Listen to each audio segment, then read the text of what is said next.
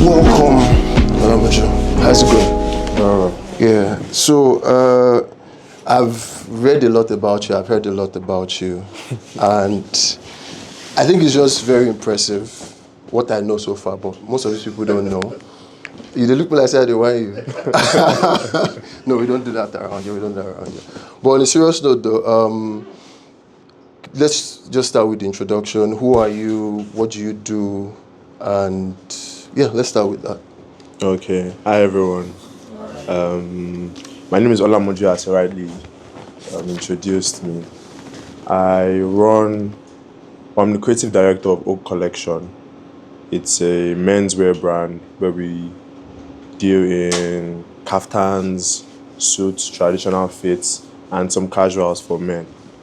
It's something that started, I would say Oak is 3 years now, because we officially started in 2022 and July 2022. So yeah, I would say we're 3 years now, and it's been one of my best decisions ever. Wow. Let's start from there, because we were having a conversation with Nas earlier, and I was asking him, like, how did you know what led to you going into fashion? And now you're saying it's one of the best decisions. Why? How is that? Why is that? So if I start from the first question, what led me to go into fashion? It was more of an hustle and something that I liked. So first thing that made me go into it was the fact that there was this one time that my mom introduced us to one tailor that wanted to make one fit for us, and then this was the first time I looked forward to wearing a native so much, and then he messed it up. I was so angry, and that time I just started working out too, so I was so gingered. I wanted to go and beat this tailor up. But then I now decided to actually look out for a tailor that can actually do the things that I want, the way that I want it. And then we started working together. I was in uni back then in Babcock. And then in school, everybody would say, like, I like your child. I'd be like, thank you. I like your child, thank you. And then at some point I was like, why can't I tell these people that I make these trads? And then I started saying, if they say, yeah, I like your child, yeah, if you want one, I can help you make one. And they'll be like, really? I didn't have to take measurements or anything, but I found a way to finesse it. So next time that I went home, I told the tailor to teach me how to take at least the basic measurements that I can take. So I can always send him the measurements back home, and then he'll make the fits and send it to me in school, and I'll deliver. And that's where Oak Collection started from. So if I'm getting it, you can say you did the fake it till you make it, and it worked for you. I did it too. If you're being honest, I know some people say fake it till you make it. There's a bad side to it, but in most cases, fake it till you make it, though, honestly, because most of the time everybody's winging it. Don't let anybody deceive you with packaging or everybody's winging it. We're all winging it, but definitely cannot put aside the grace of God in every other thing. Yeah, and I also learned, I think one of the most intriguing things I learned was you were in KPMG before. Yeah. And for context, KPMG is working in KPMG is one of those jobs that people pray for and wish for, like, oh, I want to have this. And then you left that to go into fashion. Whenever people hear that thing, they're always very, very surprised. But there are 3 sides to the story. Okay. So the first side was, obviously, I really wanted to be in KPMG because that was I studied economics in school. And I was very playful. I finished with the first class. Most people don't believe that I finished the first class because I'm always very playful. But I always wanted to work in that. I always wanted to wear it. To be honest, I think one thing that made me want to do the 9 to 5 thing was watching Suits. It was just, everybody's always wearing suits. You just want to go to the office and open the office door and sit on your chair and be typing computer and be going for meetings. So it was really fancy until I actually got into it, and it's not as fancy as it looks. And I was still doing Oak Collection on the side. So doing both of them, one was always going to suffer. So either KPMG was going to suffer or Oak was going to suffer. And if KPMG was going to suffer, I don't like being, so there's one thing, regardless of wherever I believe regardless of wherever you are, if you're doing something, you should do it properly. And don't let anybody, don't give anybody the opportunity to scold you or say you're not doing what you're supposed to be doing. So I knew KPMG was going to suffer, and I wasn't giving them my all. And I didn't like it when they would come to me and say, you were supposed to, because most of the time I'll tell them that I can't attend this meeting because maybe I need to go and meet a client or take someone's measurements or go to the market to source material and stuff like that. But there were bare times that I'll be in a meeting with my computer inside Lagos Island. Like, I'll hold my laptop like this and I'm inside a meeting. They knew I was almost turning into a mess. So, and I didn't want that. It wasn't something, I could have continued really and truly, but I wasn't giving KPMG my all, and I wouldn't like someone to work for me and do that same thing to me. So I decided to quit. It was a step that I didn't take it. It wasn't just out of my own reason that I took the step. Because I wouldn't advise anybody to leave 9 to 5 to focus on your business. Unless you hear from God and you are sure that you are able to sustain yourself for at least 5 months without a salary. So that was something that I worked towards, and I saw that, okay, at least for like 5-6 months, even if I'm not getting any money, I can sustain myself properly. I didn't tell anybody before I quit because I knew everybody was going to tell me not to quit. So I did turn in my resignation letter, and then the month where I was supposed to finish, that's when I told people that I already quit. They were all shouting that, hey, you shouldn't have done this. But I was the deed has been done. There's nothing that can happen. And again, I would say that was one of the best decisions that I made. It might not work for everybody. That's why I said you need to be sure of where you are at the time. But for me personally, that was one of the best decisions that I made, leaving KPMG, because it gave me enough time to invest that capacity and that time into my own business.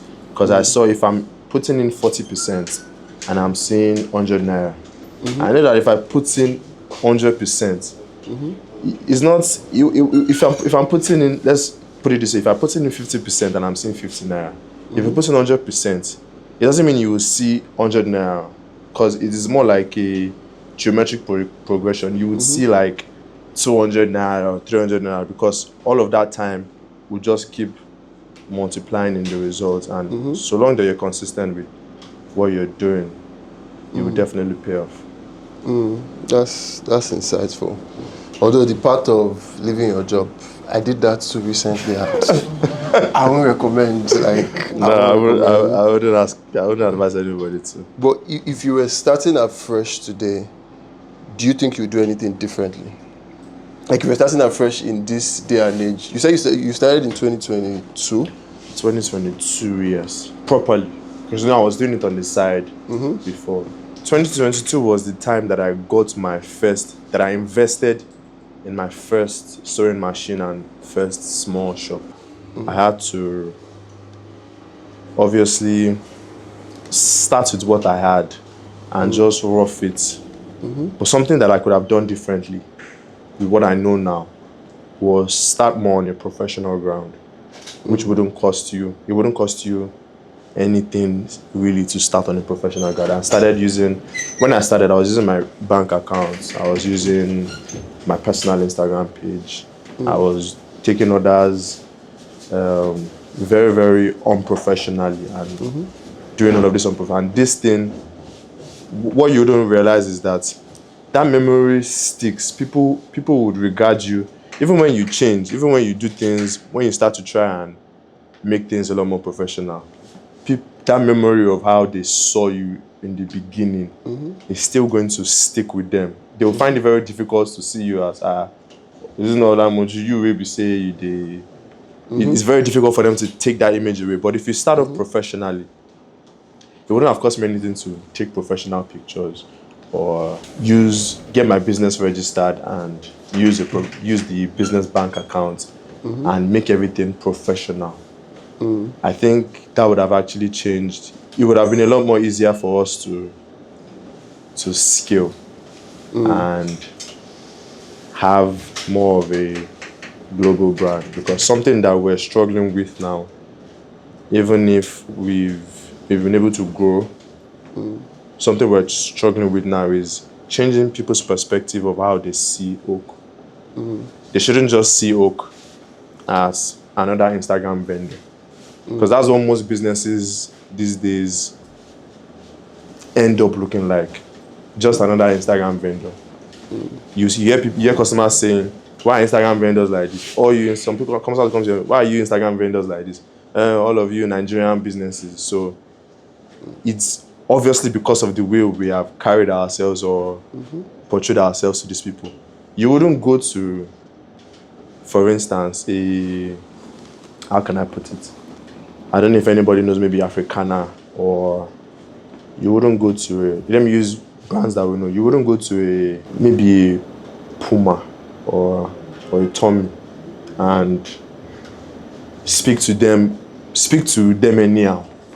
Or say, "Why are you running your business like this?" You wouldn't open your mouth and just speak anyhow because of that professionalism. But the way if you portray yourself as just another Instagram vendor, "Yes sir, yes sir, I'm sorry sir," and you're not giving that professionalism, you're not sticking to standard operating procedures, they will treat you anyhow.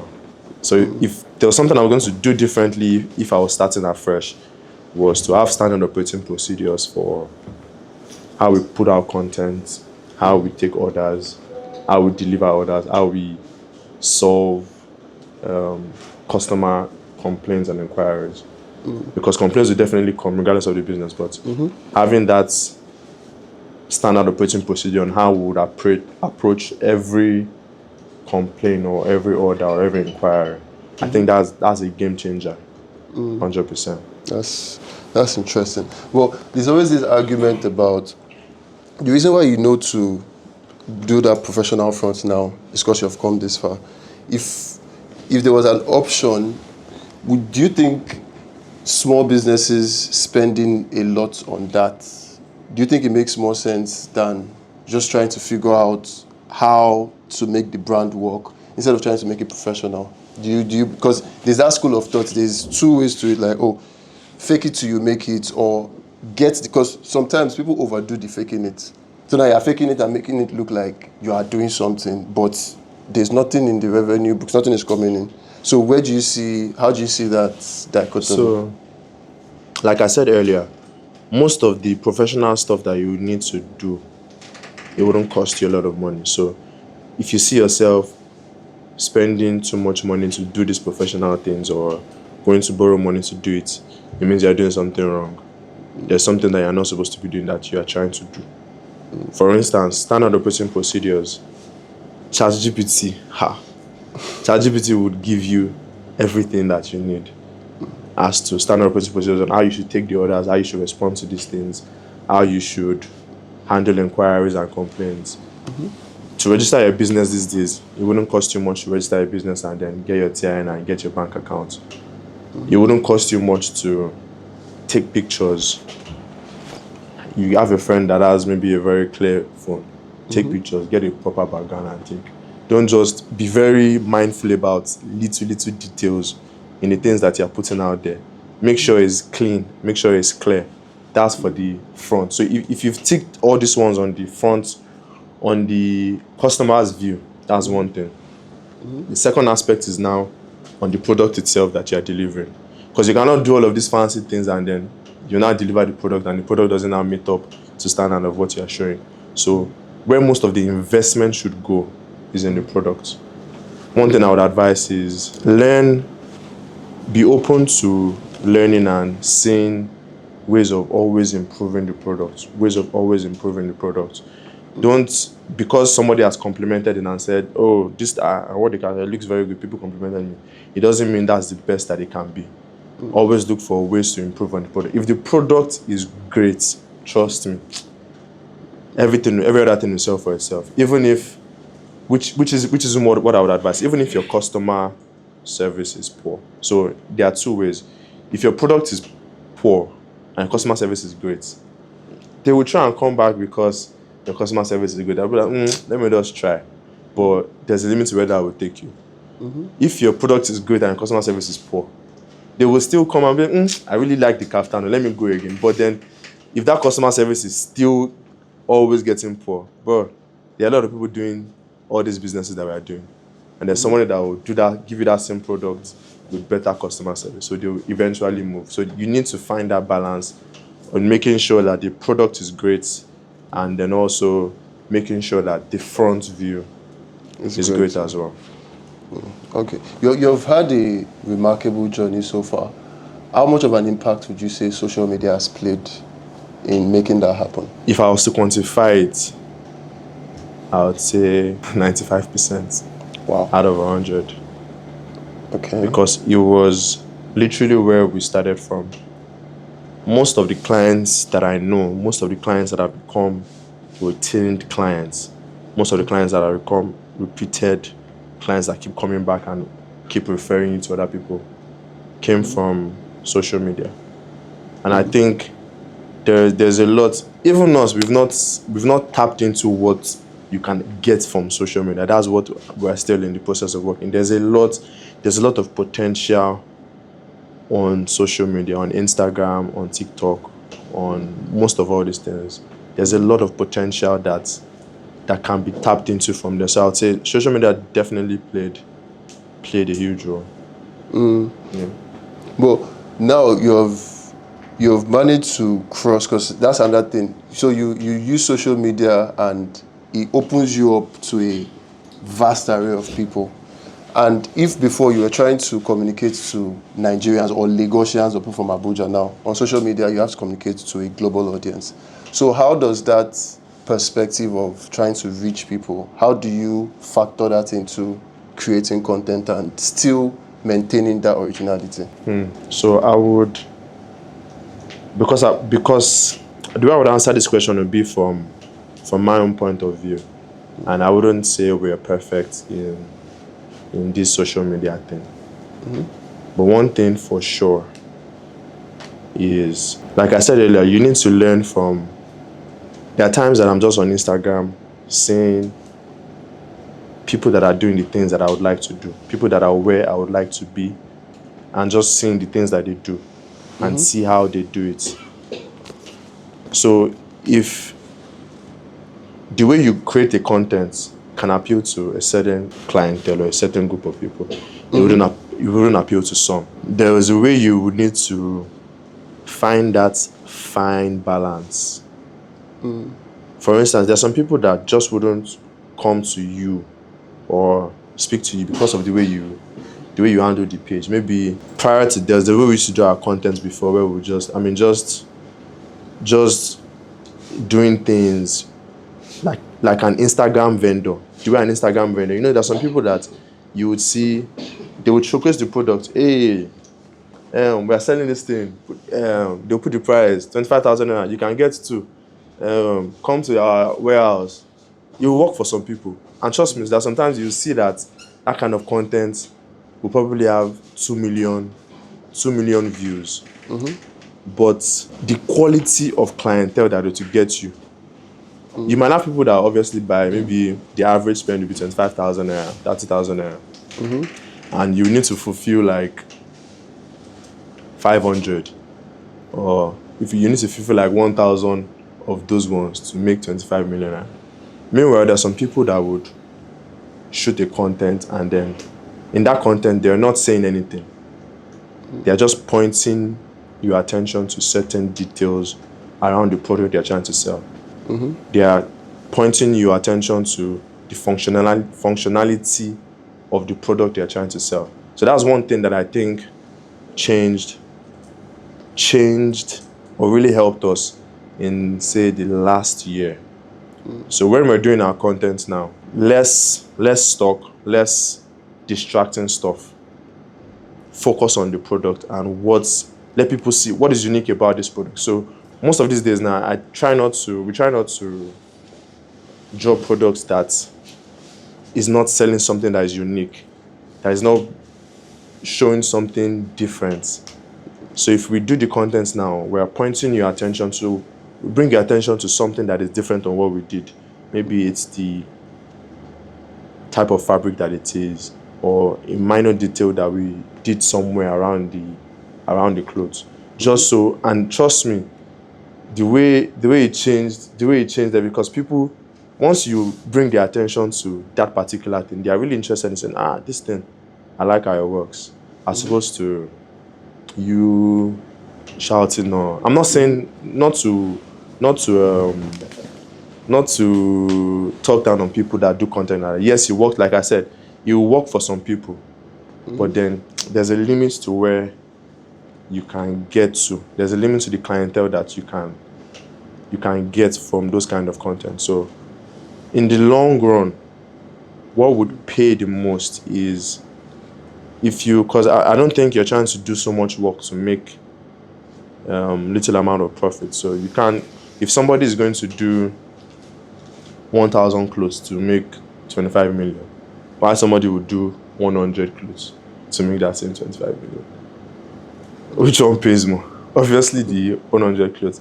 And then to get that 100 clothes, it means that there's a way you must have appealed to these customers in what they are seeing and how they are seeing it, how they see you as well. Yeah, that's actually important, because I feel like the way to curate that identity online, I feel like there's still a lot of, that's where a lot of people struggle. So if you were building a brand from the scratch now, how do you go about, I know you're not doing that right now, but if someone was building a brand from the scratch, how do you go about building online presence? We're actually building, so there's a knockoff from Oak. I think this is the first time that I'll speak about it. It's called Ashoke Africa. And what we intend to do with Ashoke Africa is do stuff, everything that will be made out of Ashoke. So, and it would be more contemporary stuff, not just the regular. We're not talking about agbada and danshiki and stuff like that. We are saying jackets and pants and stuff people can wear to, say, Met Gala, but everything will be created out of Ashoke. Patterns that will be weaved, shoes that will be worn, bags that will be carried. Most of them will be made out of Ashoke. And one thing that we're trying to do differently from the way we started Oak is now to solidify the product. We're not going to start until the product is perfect. The reason why we have the opportunity to do this now is because, okay, we're not in a rush for the money. We're not trying to, it's not something that is scratching us. But we are going to make sure we perfect the product first. And in the same vein, perfect what people would see. So still on the same visual identity that I've been speaking about since.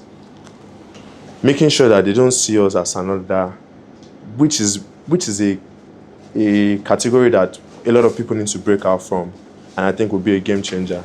It's not letting people not see you as another Instagram vendor. So trying to start off as a global brand.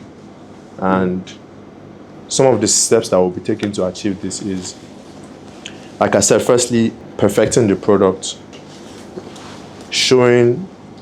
telling the story. One very important part about building a brand is storytelling.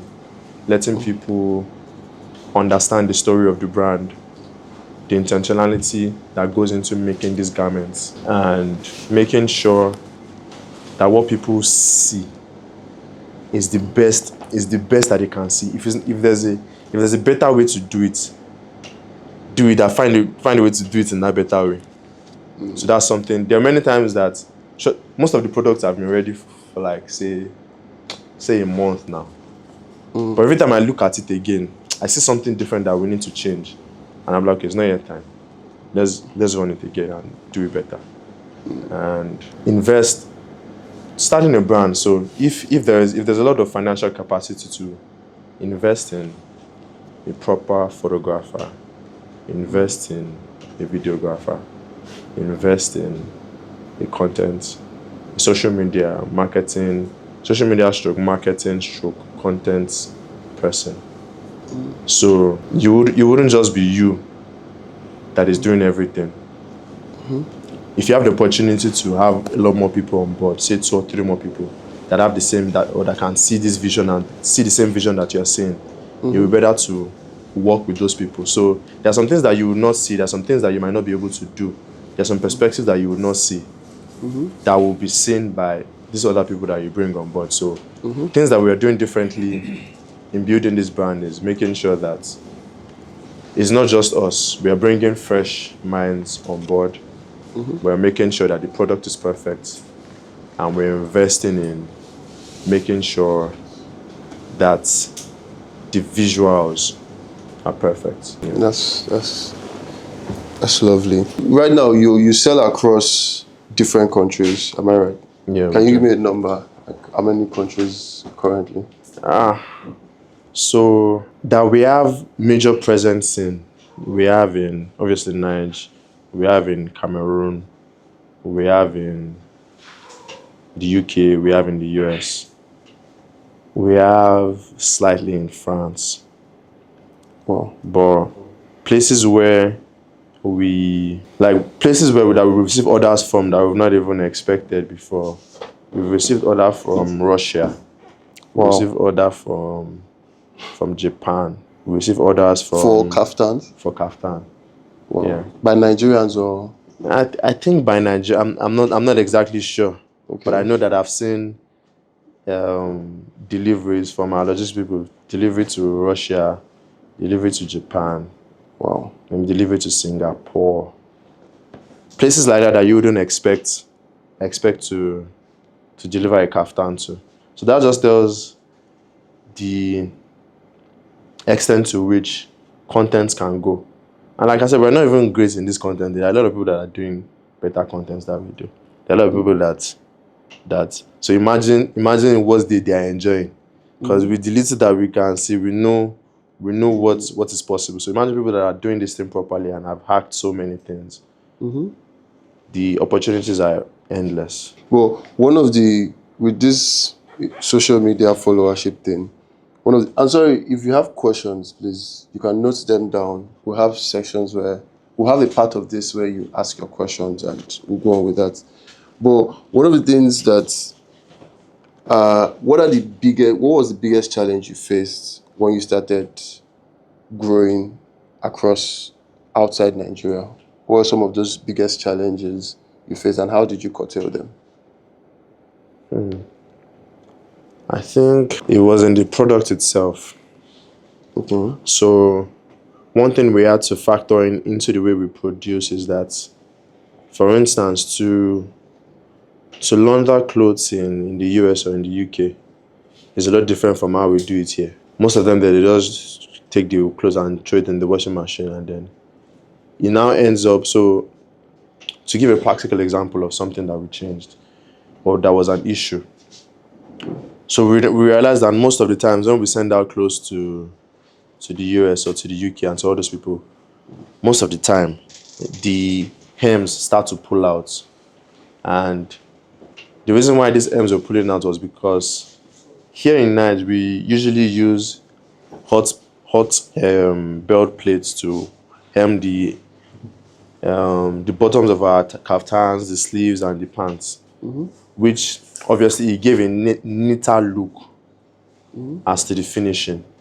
But then the bad side to it was that the people that throw these things in the washing machine, what the washing machine does most of the time, especially if you use hot water to wash it, is that it reduces the effect of that hem, and then the clothes start to pull out, and then we get a lot of bad reviews of saying, see the kaftan that I spent so amount on, it decided to pull out, and getting bad reviews is one thing that I don't even like, and it can demoralize you, can discourage you, can stop you from even, you think, and the way some people will even give those reviews, you'll be like, why did I even start this business? Am I sure this is something I want to continue doing?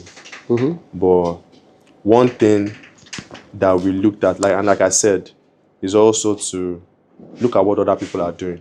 There are people that are, in most areas of things that you're trying to do, there's somebody else that is doing it, and they're doing it properly. So what we tried to do in that moment was see what other people are doing. Are other people that are in places we would like to be, are they hemming their kaftans? And then we figured out that there was a different way that they stitch it. It takes precision, it takes more time. It takes more time and it takes more precision to stitch it that way. When we saw it, I mean, I knew that my tailors were going to complain and say, this one's going to take time, or this one is going to, it will cost more, because they would want to get paid more for putting that extra time and that extra effort into it. But it was a worthy investment, because it cleared that error completely.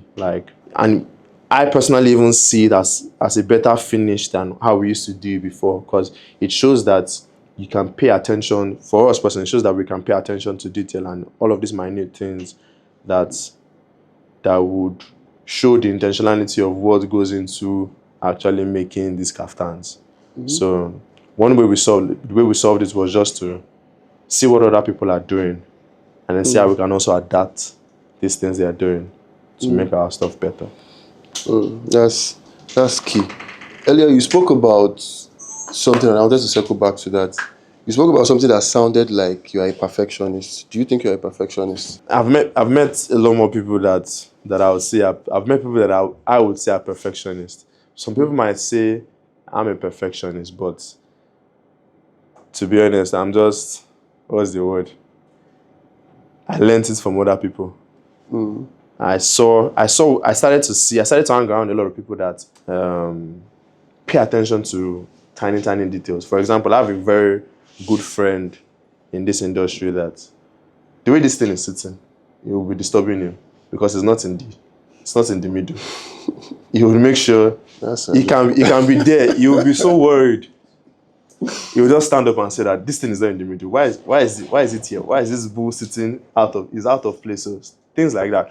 I got the opportunity to interact with people like that, and I would say that was what shaped me into this person that people can now say, okay, he might be a perfectionist. I wouldn't say I'm a perfectionist like that, but I like to pay attention to details. My tailors know that if I come into the production space, there's something that would always go back to them. Maybe the way they stitch the line is not straight, it would go back. Something that somebody else, the quality control person, might have passed. If I go through it again, I would see, no, this thing is not straight. There's no point doing this thing if it's not going to be straight. The customer might not see it. So most of the time, they'll be like, it's very little. The customer might not notice it. I'm like, no, what if the customer notices? What if the customer you're delivering to is now somebody that has... So let me give you a practical example. One of the reasons why that shifted me into this perspective, there was this customer that ordered something from us, and the kaftan has stripes. And then we delivered the kaftan. When he was trying to buy, he didn't price, because a lot of people are used to pricing. He didn't price, he didn't debase the price. He just said, okay, this is how much, okay, then he paid for it. And then he received it. Then he sent a review, a very detailed review. He said, I like the product. It looks nice. The fitting is great. You have a good product. I like the fabric, but you guys don't pay attention to detail. I cannot wear this kaftan. It's impossible for me to wear a kaftan that... So what he likes, if you're going to put a pocket, if you're going to put a flap, if you're going to attach the sleeves to a kaftan that has stripes, the stripes must align. It will take more time, it will take more fabric. But he said, I knew it was going to take more time, I knew it was going to take more fabric. That was why I paid the amounts that you asked. I thought you already factored all of these things into the pricing that you gave. So you need to make sure... I can't bring myself to wear this kaftan. And I looked at the kaftan that I thought was our bestseller that we were jubilating about. This man is saying that he cannot wear it. And then I looked at it and I said, this little thing is what can set us apart from other tailors, because we pay attention to these details. It would give you the edge to price your kaftans, because you know the value of what you are bringing to them. You know the time that it will take you to make sure that every stripe on the kaftans align. From here down to the sleeves, the pockets that you're putting, the flap that you're putting, everything must align. So that little attention to detail, can change, honestly can change the game. And one thing that it does is that it gives you a lot of confidence. Since we started paying more attention to detail, when people price us and say, you're so expensive, there are people that will do the kaftan for 85,000 naira. Why is your own different? You just already know that they don't appreciate it. They don't appreciate that effort. They don't see it. And if they don't see it, you can try to make them see it, but if they don't see it, it just means that they are not your target audience. The people that appreciate the effort that you put into it and appreciate the thought that goes into making those things, they will pay for it. Which is one of the reasons why I said we're trying to tell more stories now and let people know the intentionality of what goes into making these kaftans, what goes into making these fits that they wear. We're not just making clothes to sell. We need to make sure that you're comfortable in these things that you're wearing. So there's a lot that goes into it. In selecting the fabrics, we wouldn't just pick a fabric because it is fine. We will test the fabric to be sure that this fabric is not going to give you issue in future. There are times where we've had to, maybe a supplier supplied us, we got a fabric at first, it was great quality, and then we asked them to restock us. And then when they restocked us, we didn't bother to test that fabric again, because obviously we got it from you before, you'll be great. And then we realized that maybe after you wash it, it starts to pull out thread. Things like that, it cost us a lot, because most of the time we had to reach out to all of these customers, the customers that are not even the error, and let them know that we'll be sending them a replacement because of this error that was made. These little things even would let the customers know that these people are paying attention. For example, we just sent you a kaftan on Monday, and then we'll tell you that we're sending you a replacement because we realized that the fabric has an error. And you've not even noticed the error. So those kind of things they would know that these people know what they are doing and they're worth sticking with. That's solid. So for a brand like yours now, it's easy to set yourself apart as these people know what they're doing, this is what they're about. But in the earlier days, which do you think is more important? How you are being seen or being understood? Like in building your brand identity, is visibility more important than having a very distinct brand in your own case? So the way I would answer that question, I think it depends on the product you're just selling. If you are in the bespoke space, say you make shoes, you make kaftans, you do something that is handcrafted, you do something that is handmade, you create these things. You're not reselling somebody else's thing. You're not maybe shipping from China to resell. If you're in the bespoke space, it's just that you might not have that patience to wait and to see the result of it. But I would say it's more important for them to see you as somebody that knows what they are doing, as per just for everybody to see you out there. Because as time goes on, you'll be able to create that niche for yourself, and then people will know you and say, okay, if you're thinking Ashoke, like what we're trying, if you're thinking anything Ashoke, you can think of Ashoke Africa. These people know what they are doing. They've invested time and money into perfecting these things that they're doing. It's not for we're not making it for everybody to wear. It's not for everybody. A lot of people will not see it, but the little people that would see it and would appreciate it, you will be able to price properly for the value of what you're delivering. And then, like I said, so it's either of two things. So this is the perfect way to play it out. Just like the example I gave earlier. To make 1,000 clothes to make 25 million, or to make 100 clothes to make 25 million. Which one would you prefer? Visibility would give you to make 1,000 clothes for 25 million. Understanding your craft and letting people see the intentionality, letting people know that you know what you are doing, would give you that 100 for 25 million. So it's now left to you to balance it. The 25 million for 1,000 can be faster in terms of, say, in the space of 2 years, you're already reaching that. But the one it will work this way. Say in the first year you do 10 million. Second year you do 15. Third year you do 25. But that other one can maybe start with 5 million, and the next year is going to 15 million, and the next year is going to 50 million. So in the initial stages, it might look like this one is doing more numbers, But over time, that one that sets you apart from your niche, making you have a niche, making you have that thing that people know you for, would pay off a lot more over time. That's key. So, what are some of those other pitfalls that you have seen from your own experience that inspired you to say, "Oh, I think I would focus on niching down and getting it right with this first"? So one, the aside from other pitfalls that I've mentioned, for instance, doing a lot more work for less money. Because there was a point at Oak where we realized we were just working a lot. We were always occupied, but we couldn't see the results in the profits. It was more like we were working for, yes, we were working for the customers, but at the same time, we should be able to see these results in the bank account. Like, there should be some profit, but we just realized what I would say, I think we were too focused on trying to enter the market, penetrate and get a bigger market share. So we priced way below the market price just to gain a lot of market share.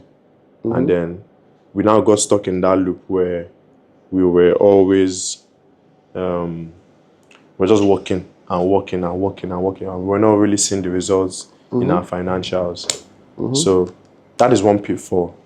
The other pitfall that we also noticed was that it is very difficult to scale. Scalability will be very difficult. Because to scale, you need a system, you need a structure. It can't just be everything. At some point, we were also distracted like that, trying to sell everything. Anything somebody shows, I like these jeans, let's try and do these jeans. I like this jacket, let's try and do this jacket. I like this cap, let's try and do this one. And then there's also a lot of products, and then people will now come to your Instagram page. They don't even know which one they are doing. Are you doing jackets, or you are doing kaftan, or you are doing shoe, or you are doing ashoke? People are distracted. They don't know what they are coming to you for. They just come and they will look. Sometimes they will just look and see them, and then they will leave. They don't end up buying. But once they come to your page and they see that these people, this is what, if you're looking for a premium, if you're looking for a kaftan, this is where you can go to. If you're looking for people that make shoes, this is where you can go. Even if they don't buy at that time, that name would probably ring a bell next time they're thinking of a kaftan. They'll say, kaftan, oh, I know I saw Oak's page. Those people make very good kaftans. It would stick. But if your product is very scattered around and all over the place, there's nothing they can pick and say this is what you do. They will see your page, fancy, it might be nice, it might have 1 million followers and stuff, but there's nothing they can remember you for. There's just a lot of things there, so there's nothing they really remember you for. So when time comes, maybe you sell kaftans, you sell shoes, and they're thinking of a kaftan. They won't even remember that, they saw kaftan on your page or they saw a shoe. They will think of somebody. Who they will actually remember is somebody that they saw that focuses on a kaftan, or focuses on a shoes, or focuses on this type of fit, focuses on that kind of fit. So back to your question, one of the pitfalls is that there is that, and it will be difficult for you to scale, because when you want to scale, you've seen this product does well. We put in 50 naira and we're able to make 100 naira on this product. We put in, there's another product that we put in 20 naira and we're able to make put in 50 naira, but we're able to make 70 naira. It means we should put more money in this one. So it's a lot more clear where you need to put your attention, where you need to put your money. You're a lot more clear where the products you need to discontinue and the ones you need to pay less attention to. So what it would help you to do is have a clear understanding of the products that are doing well and how you can scale upon it. As opposed to, it's easier to do that with 4 products as opposed to when you have 20 products and you don't even know which one. You just be spending money and energy on so many things. That's very insightful. This has been really insightful so far. I feel like members of I said there's no audience too, but other people in the room might have questions. So if anyone has questions, show of hands. If you have any questions. Okay, 1, 2, 3. Any other questions? All right, let's start with the first person that raised their hand. P. Hi, good evening. Talking about having friends that influence your perspective, So, how do you build a team? How do you build the right team? So it might not be the first answer that you're expecting, but I would say there is something called the grace of men, and it's something that is a prayer that I've always prayed for God to just give us the grace of men, men that align with our vision, men that would help. So by saying men, I mean men and women, obviously. Men that would help us to reach this goal. Because we know that at Oak, we know definitely that we are there's a motto that I would say is personal to me, which is God's own brand. It's not something we put out there, but I know that Oak is God's own brand, and we're in this industry for a reason. We're not just in this industry to make money for ourselves and go. We're in the industry to make an impact. So if God wants us to make an impact in this industry, and it's not just me that He wants to use, it means there are other people that He has planned to use to reach that target. So prayer is God should give us the grace of men, allow us to meet these people that would think alike, that would help us to see this vision, which is the foundation. The second part, definitely, because obviously that's not what is going to actually bring it out. Yeah, so the part, what would actually help? How passionate are you about the thing that you're doing? How well do you understand the thing that you're doing? I've met a few people that think that they are passionate about the thing that they're doing, but what they really like about it is the idea of being a business person. What they like about it is the idea of being called a CEO. Personally, I don't like that word CEO. It gives me the ick.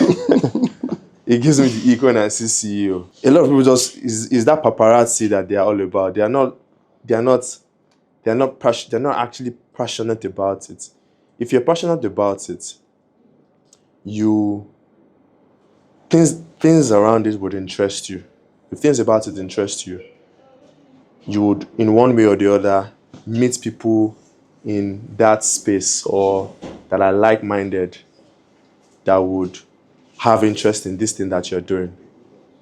You would be able to meet people that would think in that aspect. And one thing you might have struggled with in building a team is that you're not willing to offer what should be offered. You're not willing to let go of certain things. You're not willing to take contributions from other people. Because if, for instance, you tell me about this business, and then you're like, in your mind, you are saying, this is somebody that I would like to be a partner. This is someone I would like to be a teammate in this business. But then every decision that I bring up, you just knock it down. I'm not going to be interested in it anymore. I'll just be like, you don't really value me like that. So in building a team, you need to be very, very strategic about it.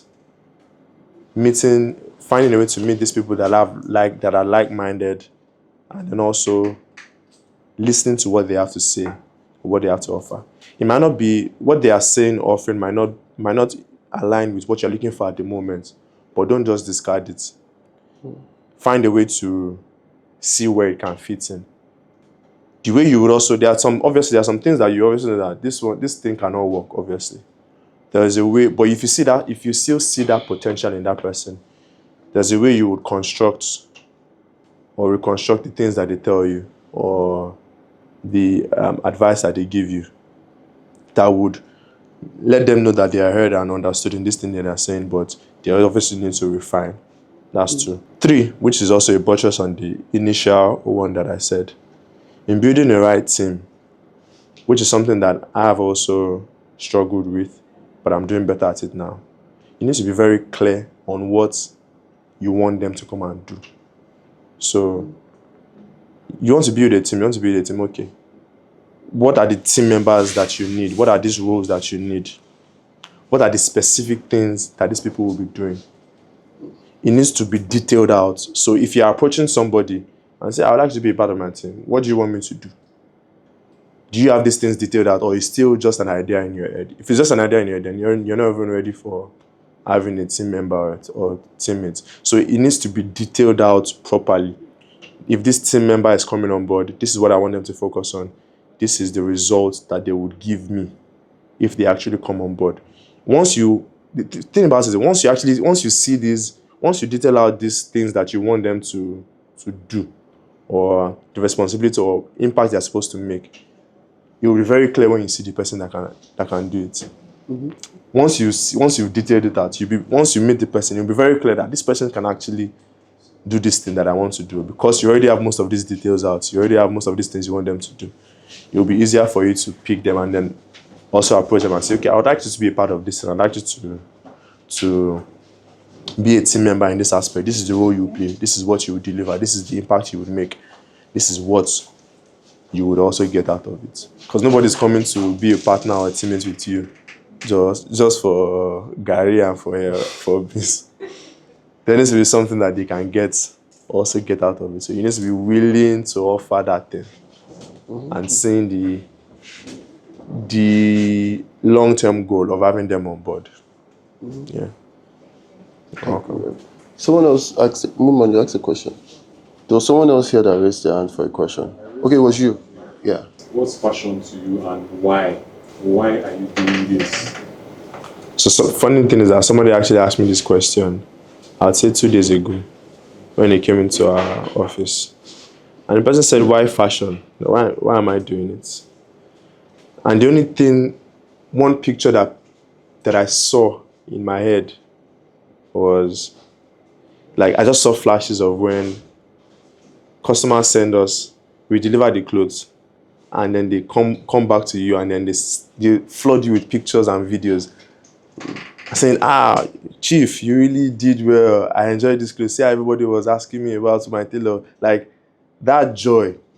If I think about it myself, I wouldn't buy something from somebody and then go back to that person and send them pictures of me wearing it if I didn't really enjoy that thing. So one of the things that has kept me in it is the joy on people's faces when they enjoy the clothes that they wear, when they get compliments.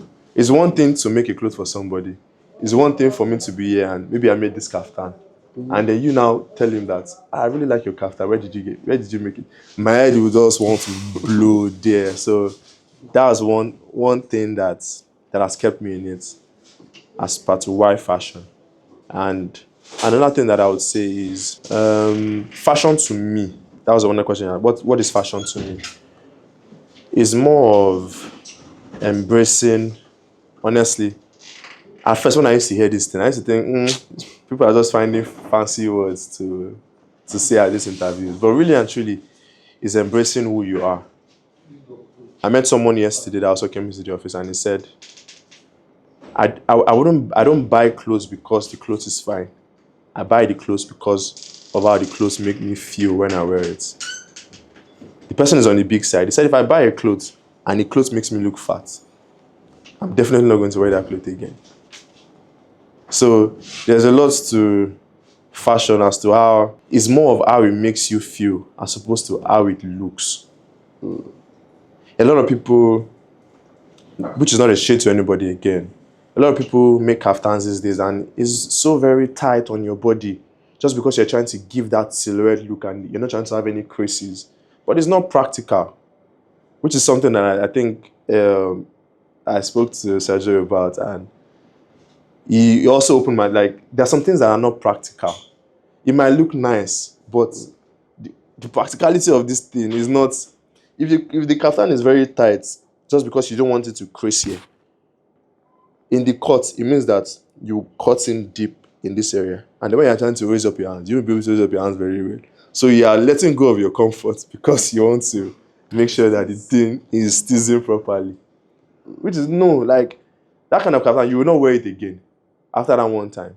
But if you wear it, this same person yesterday said he wore one of our kaftans, and when you wore it, it just felt very gentle on him. He was very relaxed. He could move his body properly. Very comfortable in it, right? So fashion these days, what I've realized that if you're not comfortable in it, you're not really doing it. It needs to make you feel like you. It needs to make you feel like you. Most of the time, people that come into the office and they want to buy something, and which is something that I'm happy most of my teammates understand, is that we're not just trying to sell clothes. If we see that this thing doesn't, you like it, but we feel like it doesn't fit you, it's not you. Because you like it doesn't mean I want to make money. It doesn't mean we'll just come and sell it to you ASAP. It needs to be something that suits your personality. We will show you something else that would definitely fit you more. So I would say that those few things are what I would say is fashion to me. Yeah. Does that answer your question? Can you help me get Cross? He had the question. Yeah. I think it was the last person that had the question. So, but while we're waiting for Cross, what would you say if you were to say the biggest lesson you have learned so far in doing fashion? If you could put everything into one lesson, what would that be? Biggest lesson in fashion Cross. that I've learned is that there's room for everybody. There's room for everybody. There's room for as many players as possible. Like, it can't get oversaturated. There are a lot of people that are sewing clothes. There are a lot of people that make clothes. There are a lot of people in this fashion. But trust me, it can't get oversaturated. So long you have that value proposition, you have that unique proposition that you're offering to your clients, which is also why we spoke about having a niche. Having that unique thing that you're selling to your clients, the opportunities are endless in the fashion industry. There's a lot of money in the fashion industry. There's a lot of money to be made. We've barely even scratched the surface. If you know what you're doing and then you put in a lot of work and consistency into it, there is serious money in the fashion industry. And also there's impact to be made for sure, but I'm sure everybody's not here because of impact. There's bread to be made in the fashion industry and there is room for everybody. Because you and somebody are doing the same thing doesn't mean you guys need to necessarily be in a heated competition. It should be very healthy competition. Sure, I have a couple of friends that are in my church, and out there, the people might see us as competitors because we make similar things and not. But back end, we help each other out when push comes to shove. As regards, where did you get this fabric from? I need a tailor that can let me do this. So, okay, I have a tailor that came for interview. Let me send it to your site. So there is this cohabitation that happens on the back end, which is so lovely. Honestly, it's so lovely that people in the same industry selling the same things can still have that bond and help each other out back end.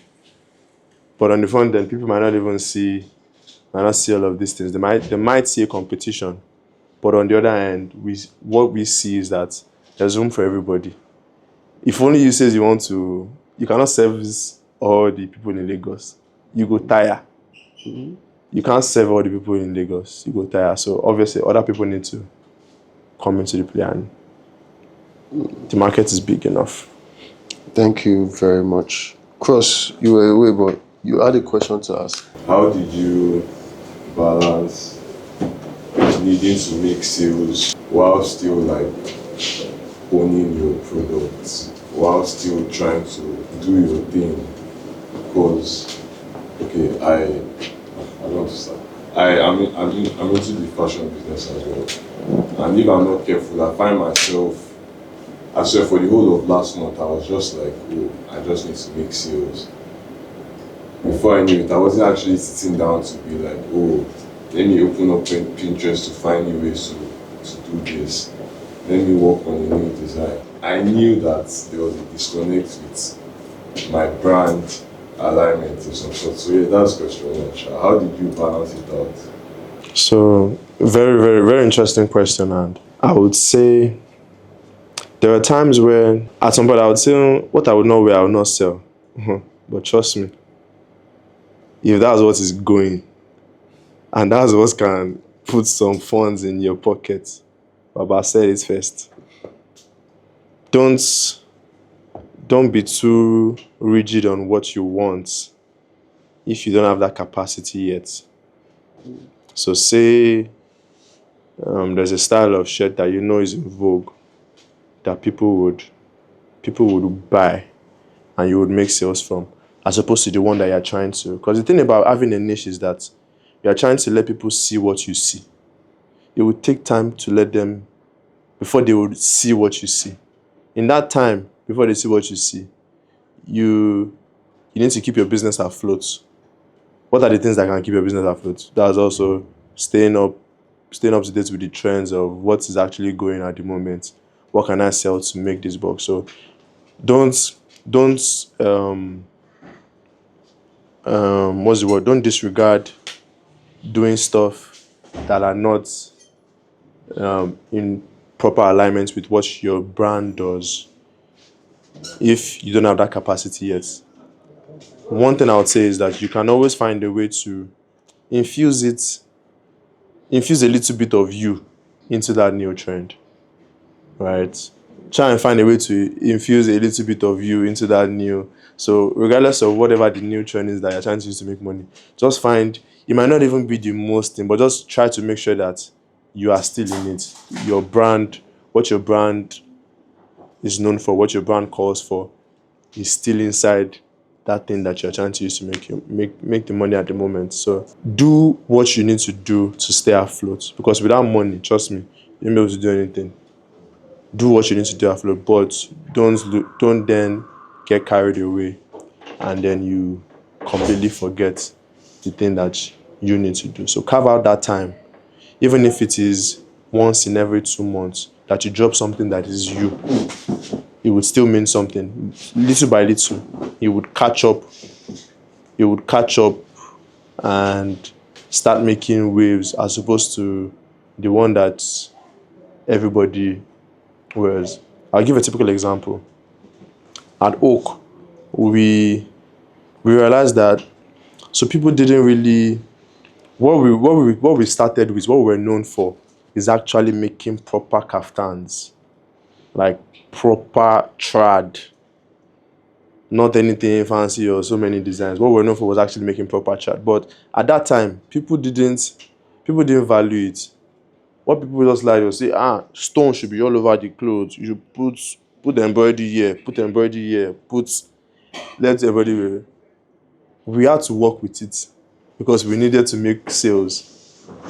I can't keep tailors in the factory and nobody's having anything to do. We need to make sure that the business is staying afloat. So we did all of those things. But once in a while, we would make what is us. Once in a while, we would make what is us. And then now we've now gotten to a stage where we've started to discontinue most of these things that wasn't really Oak, because we've been able to build that capacity over time. We've started to discontinue. It's difficult for us because we know we are letting go of some potential revenue, but in alignment with the goal that we set, in alignment with what we are trying to go to, these things don't align with us. These things cannot follow us into that goal. So little by little, we're starting to cut off of those things that don't align with the brand, and then shifting more towards the things that really, really align. I hope that answers your question, Chai. Absolutely. So, do you have any other questions? Is there any other question from anyone else in the room? We've had quite an insight. At least I'll say for myself, I've had a lot of insights from you. Thank you so much. So, just a final word because to give context, the reason why we're doing this WSD is to inspire more people that think in this line. Think in the line of creating something that is global, not just creating something that you feel like people around you can create. So what final words do you have to people that are on that path, on whatever part of the journey they are on? What do you have to say to them? It's a very, I mean, it might sound cliche, but it's a very long journey, and there is no shortcut to it, truly and truly. There are times where I've always wanted to, I see something and I want to do it fast. I want to just quickly get there. I'm seeing Sheyi Vudi. Sheyi Vudi has bought new. So what can I do to actually get there so quick? But you've not seen the time and effort and what these people have actually put in on the back end to become who they are or what they are right now. So it would take time. It would take a lot of consistency. You need to be very, very, very consistent. Consistency is key. Determination is key, because you would get a lot of bad comments from people. So some people don't know how to talk. They will discourage you. There were times where I was just like, I have certificates. Let me just, who sent me to do this thing that I'm doing? I have a certificate. I can go and work in the 9 to 5 and I'm sure of my salary. Like, let me just go back. Let me just go back there and go and start. Like, this is not for me. Because there are days where you are so drained. I've been in Lagos Island Market till like 12:30. This was prior to us having our own production, when we're still doing. I've been in Lagos Island till like 12:30 a.m., 1 a.m. because of. I'm just like, who sent me this work? I could have been in my bed now sleeping, go to work tomorrow morning. Somebody will pay me my salary and that's it. But there are also the good moments, and we need to, in that journey, what's the word? Appreciate yourself for how far you've come, regardless of how small it is. Just look at yourself and see, this was where I was yesterday. Where I was yesterday is not where I am today. Which means tomorrow, this is not where I would be. That should be some sort of push to just keep going. Don't let anything discourage you. If it's truly, like I said, some people think that they have the passion and they don't truly. If you truly have that passion, don't let anything discourage you from going at it. Like, don't let anything stop you from going at it. You've seen what you want. Anything that's not aligning with you getting to that thing that you want, just knock it off. Push it aside. People might not see it, but with time, trust me, they will see it. It's a long journey. You need consistency. You need to be consistent with what you're doing. You need to have clear targets of what you want to achieve or who you want to be in that industry, what you want people to know you as in that industry. And you need to be determined, because it's not bed of roses. People will say hurtful stuff. You need to find a way to disconnect, remove your emotions from the business. Remove your emotions from the business. Don't let. There are times when some people will say things, you want to just talk back at them and you want to change it for them, but in those moments, those are the moments that counts the most, trust me. Just learning to remove yourself from the business and... Have you ever changed it for a Say inside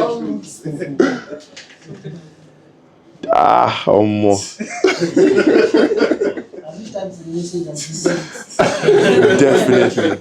I'll give a scenario. There was this lady that I wanted to buy. I knew from the get-go, which is another advice that I would give. There are some customers that you know that they are not worth having. From the beginning, you would know. Don't because of that 50,000 naira at that beginning, now go and take on wahala that you use 200,000 naira to solve. From the get-go, you know when people are very troublesome. There was this lady, which is also why I say, maybe because of the way we put ourselves out there before. She just wanted to, you're coming to Instagram to place an order. You said you must talk to the owner of the business first before you place that order. Why? If you're going to Gucci, would you say you want to talk to the owner of Gucci to know you wouldn't even speak to anybody. You will go online, order what you want to order, and you will bounce. She said she needed to speak to the owner of the business before she places any order. I said, okay, let's go and speak. Then she said she must get on the phone with you. She wants to know that she's talking to a real person. And what? This does not mean that you're not going to get scammed. I can talk to you and I'll still collect your money and I'll not deliver. To be honest, there's nothing that's stopping us from scamming you. Do you understand? So, and what I usually tell more people is that it is more on us than on you. Like, is a loss on us if we scam you. The loss is more on us because for you already know that I'm definitely not going to this person again. What that has also done is that for us, you are going to spread the word that these people don't go there. So it's more loss for us to scam you. It's better for us to fulfill the order actually. So she said she wanted to speak to you. We spoke to her. Then she said, okay, she wants to order this. She's paid money. Then we said, we need you to send your measurements. You need to send measurements. She said she cannot send measurements. I'm like, there's no way we can do it without measurements. She said, my son is not available now. He's not coming back from school. We said, okay, you can send picture and height. She said, I cannot give you that kind of information. I can't give you his picture. She said, okay, maybe we would wait till when he comes back from school. We waited like 3 months. She'll keep texting at intervals and saying, where is the clothes I ordered from you people? You've not given us measurements to start this work. She will go for like 1 month, come back again. Where's my order I placed with you people? But like, we've not sent us measurements. She now sends measurements. The measurements are very haphazard. We know that this measurement is not accurate. But like, please just send us a picture that we can use to align with this measurement. She didn't respond for like 3 months. She now came and said, you people are going to hear from my lawyer soon. I sent you, Kenny, you didn't delete. And prior to this, we said, please, let's refund you. If it's not going to, let's refund you this thing. Let's refund you. She said, no, you've taken money for over 3 months. You're not trying to refund me now. I'm not going to accept that. Better get yourself a lawyer and get ready to be sued. I'm like, hey, because of 95,000 naira, like, what did we do? We said we wanted to refund you. So I now typed one message and I was about to blast.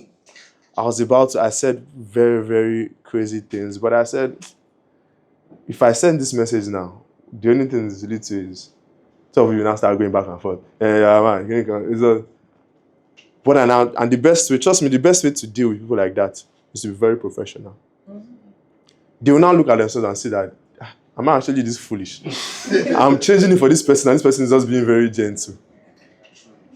She was just, I'll be like, ma, we're extremely sorry you do not like this thing. We hope to help you resolve this now.